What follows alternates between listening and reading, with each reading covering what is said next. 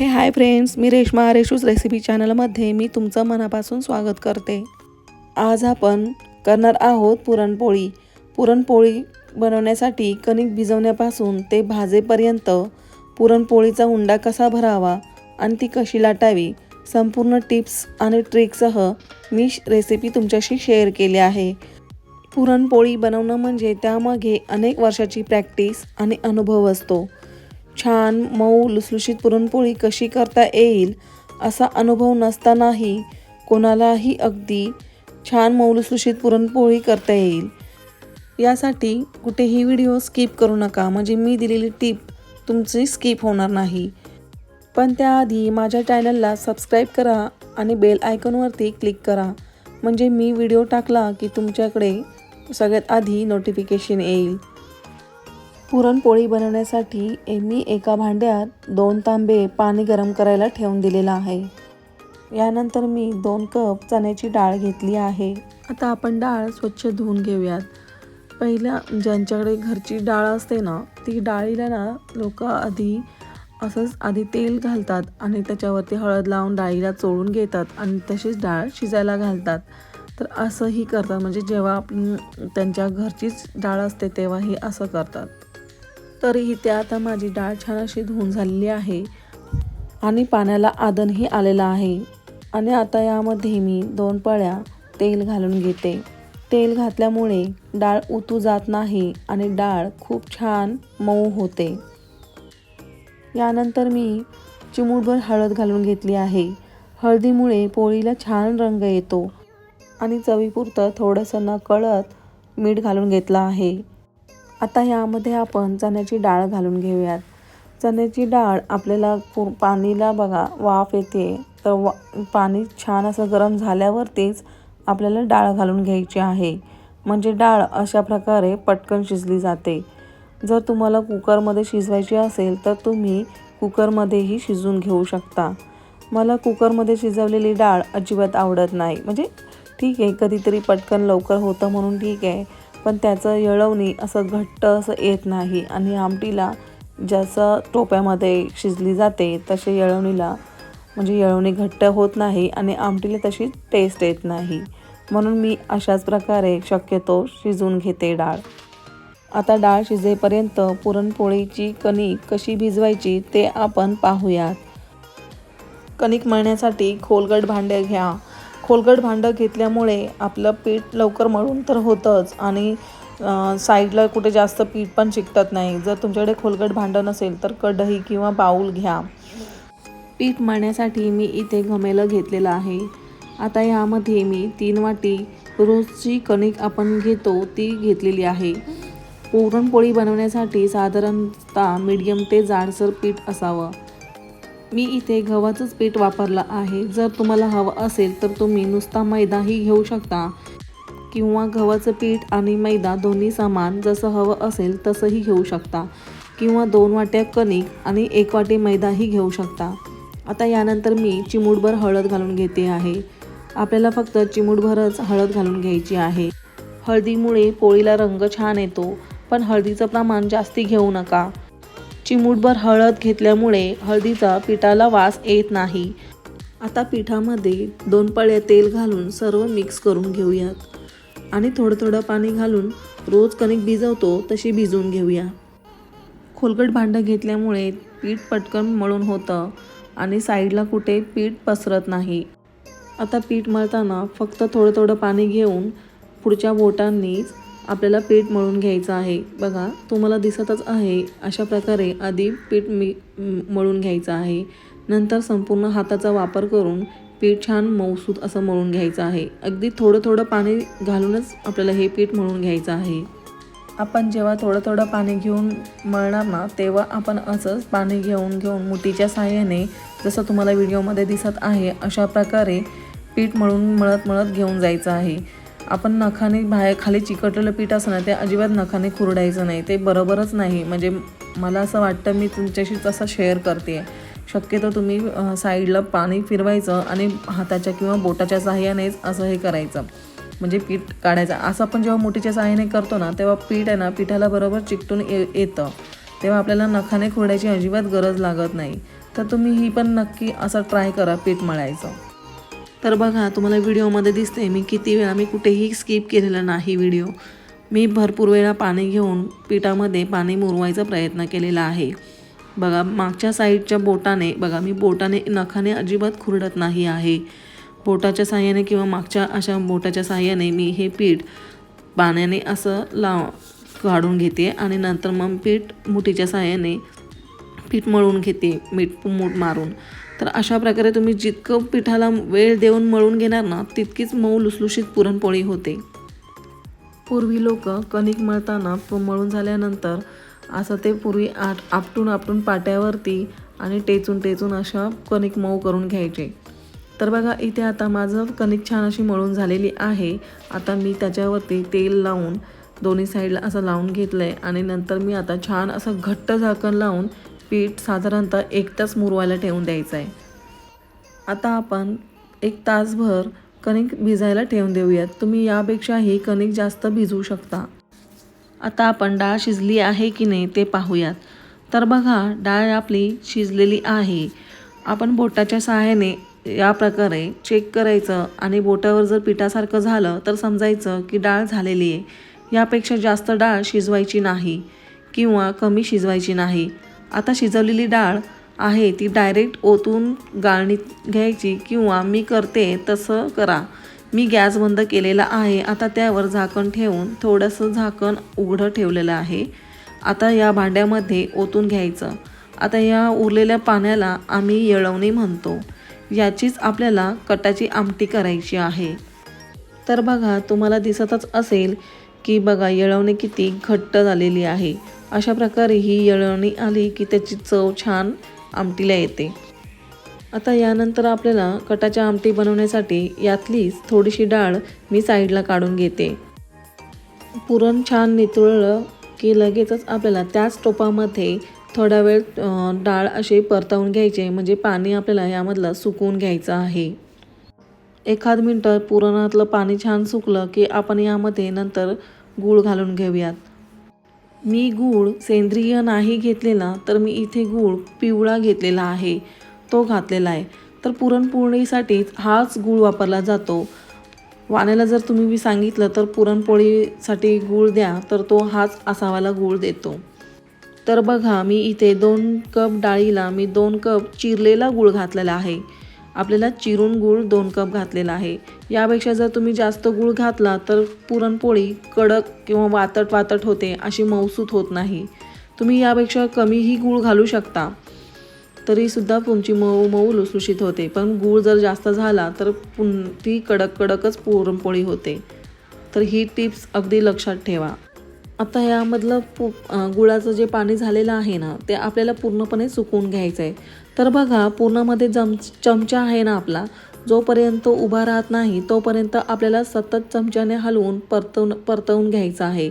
चमचा जर उभा झाला तर समजायचं की आपलं पुरण एकदम परफेक्ट तयार झालेलं आहे. यापेक्षा पुरण जर परतवलं तर पुरण कोरडं होतं. जर समजा पुरण कोरडं झालं असेल तर कणिक ही आपल्याला तशीच घट्ट असायला पाहिजे. तर ही पण टीप तुम्ही लक्षात ठेवा. तर बघा इथे माझा चमचा उभा राहिलेला आहे. तर हे मिश्रण एकदम परफेक्ट झालेलं आहे. आता मी इथे पुरणाची जाळी एका भांड्यावर ठेवून पुरण गरम असतानाच थोडं पुरण घेऊन वाटीच्या किंवा ग्लासाच्या साहाय्याने पुरण वाटून घेऊयात. आता तुम्ही वाटी किंवा ग्लास घेणार तेव्हा त्याचं बूड एकदम पसरट असायला हवं. तर बघा व्हिडिओमध्ये मी तुम्हाला दाखवते या प्रकारे पसरट असायला हवं. जर असं असेल तर या प्रकारे असेल तर ते घ्यायचं नाही, असं असायला हवं पसरट. म्हणजे पुरण वाटताना छान असं घसरण त्याच्यामुळे बसलं जातं. आणि पुरण आपल्याला गरम असतानाच वाटून घ्यायचं आहे. पुरण जर आपण गरम असताना वाटल्यामुळे पटकन वाटलं जातं. समजा जर तुम्हाला तुमची कणिक मऊ झाली आणि तुमचं पुरण कडक झालं असेल तर तुम्ही त्यामध्ये आपण काढलेलं जे येळवणी आहे त्यामध्ये 2 चमचे येळवणी घालायचं किंवा त्यामध्ये तूप घालायचं. म्हणजे ते पुन्हा व्यवस्थित तयार होतं. तर बघा अगदी 5 मिनिटात हे माझं वाटून झालेलं आहे. तुम्ही बघू शकता इथे माझं कुठेही पुरण वाटताना सांडलेलं नाही किंवा माझे हात खराब झालेले नाहीत. अगदी एकदम झटपट आणि एकदम सोप्या रीतीमध्ये पटकन वाटून झालेलं आहे. हे आपल्याला अशी पुरणाची जेव्हा चाळणी आहे ना, ही खूप उपयोगी आहे. ही असेल ना तर खूपच मस्त. काय आपल्याला फिरवायचं नाही, काय नाही, पटकन असं होऊन जातं. तर आणि मिक्सरमध्ये जेव्हा आपण करतो तेव्हा आपल्या मिक्सरचं हात वगैरे सगळं सांडमांड मिणमांड होतं. तर बघा इथे कुठेच माझं असं कुठे सांडमांड पण झालेली नाही आणि कुठेच पुरण साईडला कुठे चिकटलेलं पण नाही. फक्त एवढ्या कमी वेळामध्ये माझं पुरण वाटून झालेलं आहे. तर तुम्ही बघू शकता याची कन्सिस्टन्सी छान झालेली आहे. आता यामध्ये आपण वेलची पावडर, जायफळ आणि सुंठ पावडर घालून घेऊयात. याने आता मी हे सगळं थंड झाल्यावरती वरतून घातलं आहे. तर असं का केलं आहे मी, कारण की आपण जेव्हा पुरण वाटणार ना ते हे सगळं निघून जातं. तर असं हे पुरण वाटल्यानंतर मी हे घातल्यावर तर त्याचा स्वादही छान लागतोच, शिवाय त्याचे सगळं जे काही असं काहीच निघून जात नाही. त्यामुळे हे असं मी वरून घातलं आहे. काही जण पुरणामध्ये वाटलेली बडीशेप ही घालतात. जर तुमच्याकडे असं काही करतात का, तर मला कमेंटद्वारे नक्की कळवा. तर बघा इथे आपलं पुरण छान मिक्स करून झालेलं आहे. तर आता आपण पुरणपोळी बनवून घेऊयात. आता आपण हाताला पुन्हा थोडंसं तेल लावून कणिक छान एकजीव अशी पुन्हा मळून घेऊया. तर ही प्रोसेस आपल्याला करायचीच आहे. म्हणजे पीठ एकदम असं मऊ, म्हणजे कुठेही क्रॅक आलं नाही पाहिजे, अशा प्रकारे पीठ पुन्हा मळून घेऊयात. तर बघा तुम्हाला व्हिडिओमध्ये दिसतच असेल की ही कणिक अशा प्रकारे झाली पाहिजे. पिठाला अगदी छान चकाकी आलेली आहे. तर या प्रकारे पीठ मळून आपल्याला घ्यायचं आहे. कणिक छान मऊसूत मळली गेली आहे. बघा कणिक किती लवचिक झाली आहे आणि आपण यामध्ये मैदा वापरलेला नाही, तरी ही कणिक किती लवचिक झाली आहे. पुरणपोळी बनवण्यासाठी अगदी हे पीठ तयार आहे. तर अशाच प्रकारे पीठ मळलं गेलं पाहिजे. पुरण आणि कणकेचा मऊपणा सारखा असणं हे यामध्ये सगळ्यात महत्त्वाचं आहे. म्हणजे जर समजा तुमचं पुरण घट्ट असेल तर कणिकेचाही घट्टपणा तसाच असावा, किंवा कणिक घट्ट असेल तर पुरण घट्ट असायला हवा.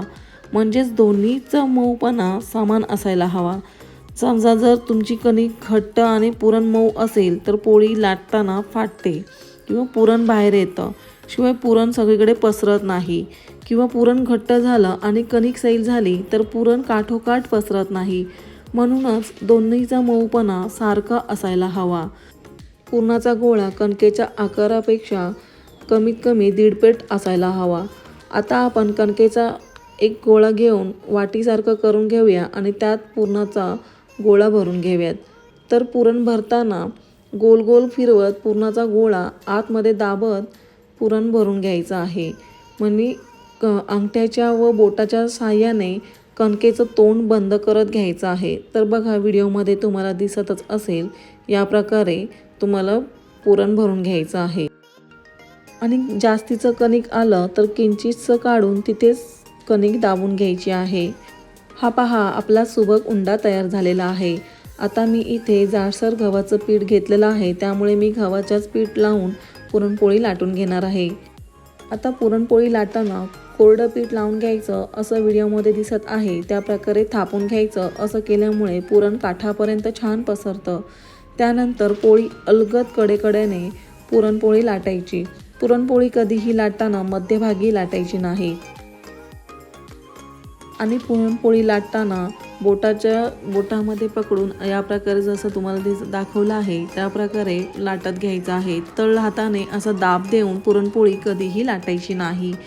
पुरणपोळी शक्य तितकी कडेकडेनेच लाटायची.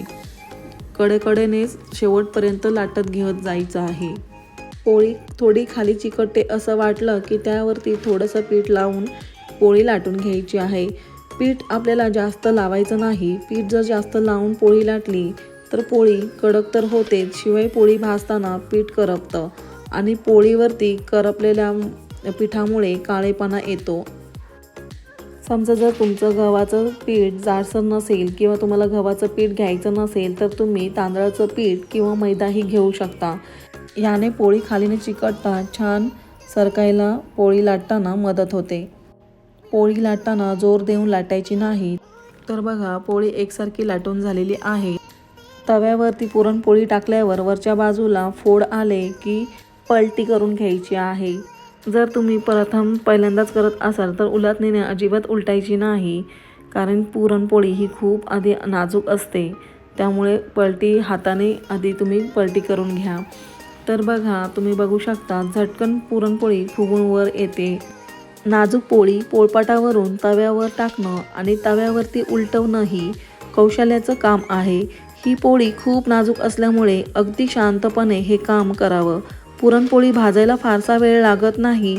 पुरणपोळीची पारी पातळ असते, त्यामुळे पुरणपोळी लवकर भाजली जाते.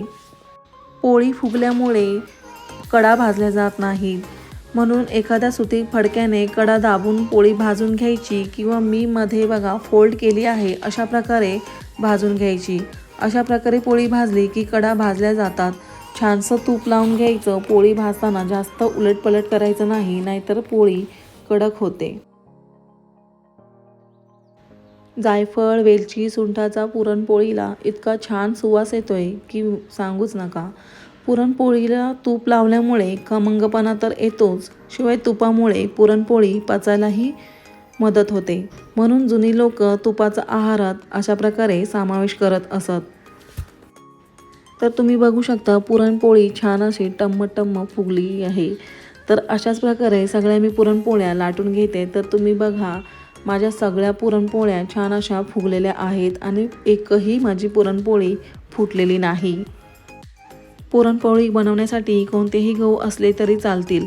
पुरणपोळीसाठी जाडसर पीठ दळलेलं असावं आणि पीठ जेवढं शक्य होईल तेवढं छान असं मळून घ्यायचं असतं.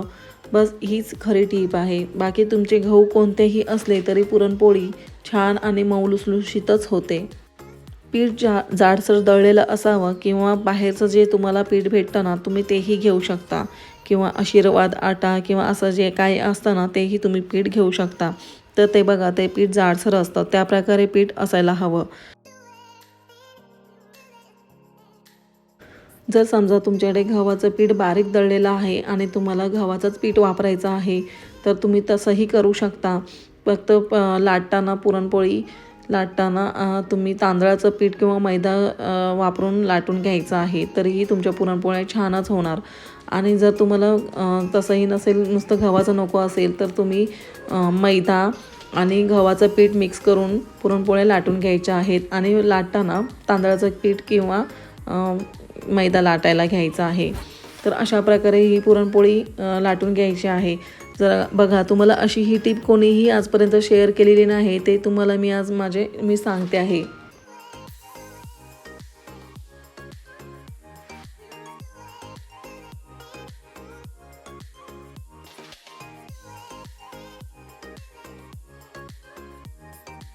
तर बघा, तुम्हाला व्हिडिओमध्ये दिसतच असेल, प्रत्येक वेळा मी उंडा भरून झाल्यानंतर पिठामध्ये घोळून झाल्यानंतर प्रत्येक पुरणपोळी लाटायच्या आधी मी हाताने थापून घेते आणि नंतरच पुरणपोळी लाटते.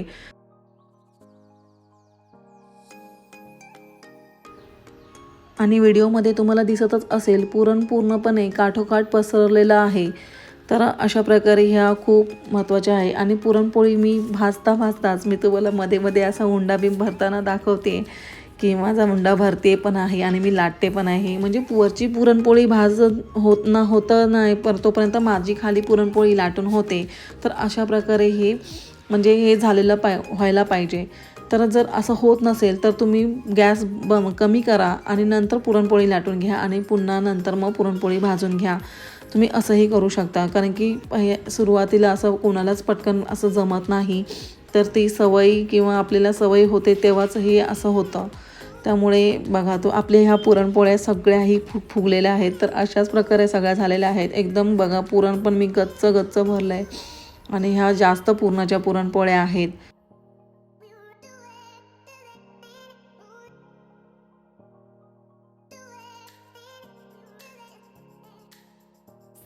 आणि अजून एक सांगते की दोन्ही पुरण आणि कणिक हे दोन्ही एकदम कधीही संपलं नाही पाहिजे. कोणतं तरी एक संपलं तरी चालतं. म्हणजे पुरण किंवा कणिक यामधलं थोडं कुठलं तरी एक शिल्लक राहायला पाहिजे असं म्हणतात. तर तुम्ही व्हिडिओमध्ये बघितलंच असेल की मी साईडला एक जाळी ठेवली होती आणि अशा प्रकारे किंवा दुरडीमध्ये पोळ्या तुम्ही गरम काढायच्या आहेत. नंतर एखाद मिनिटाने डब्यामध्ये ठेवायची. असं केल्यामुळे पोळ्या ओलसर होत नाहीत आणि त्याची वाफ निघून जाते. तर बघा अशा प्रकारे आपल्या पुरणपोळ्या अशा तयार झालेल्या आहेत. तर या व्हिडिओमध्ये मी सांगितलेल्या टिप्स तुम्हाला नक्की उपयोगी येतील आणि नवशिक्यांसाठी तर नक्कीच उपयोगी असेल. तर आजची ही रेसिपी तुम्हाला कशी वाटली ती कमेंटद्वारे मला नक्की कळवा. व्हिडिओ आवडला असेल तर तुमच्या फॅमिलीसोबत आणि मित्रमैत्रिणींसोबत व्हिडिओ शेअर करा. तर भेटूया अशाच नवनवीन रेसिपीसोबत. Bye bye.